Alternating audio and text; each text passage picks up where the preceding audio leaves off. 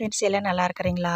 நம்ம ரத்தத்தில் சர்க்கரையோட அளவு குறைக்க நான் சொல்கிறேன், இந்த 4 வகையான தண்டுகளை தயவு செய்து எடுத்து போடாமல் நீங்கள் அந்த தண்டு நல்லா குட்டி குட்டியாக கட் பண்ணி நல்லா வேக வச்சு நல்லா அதை வடிகட்டி அந்த தண்ணியை குடிச்சிட்டு வரும்பொழுது உங்களுக்கு ரத்தத்தில் சர்க்கரையோட அளவு நார்மல்னு வரும்.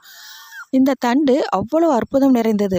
நாம் சமையலுக்கு பயன்படுத்திட்டு அந்த தண்டை தூக்கி எரிஞ்சிருவோம். இதை அந்த கீரையோடையும் போடலாம். இல்லை நீங்கள் அந்த தண்டை மட்டும் கூட நல்லா வேக வச்சு அதை நல்லா நீங்கள் வடிகட்டி நல்லா ஸ்பூன் வச்சு நசுக்கி வடிகட்டி அந்த ஜூஸு குடிக்கும் பொழுது உங்களுக்கு ரத்தத்தில் சர்க்கரையோட அளவு நார்மல்னு வரும். அவ்வளோ அற்புதம் நிறைந்த இந்த 4 வகையான தண்டு என்ன அப்படின்னு பார்க்கும் பொழுது, அகத்திக்கீரை இருக்குது இல்லைங்களா, அந்த கீரையை வேக வச்சு அந்த தண்ணி எடுத்துக்கோங்க. 2வது தண்டு கீரையோட அந்த தண்டு, 3வது மணத்தக்காளி கீரை தண்டு, 4வது சிறுகீரை தண்டு.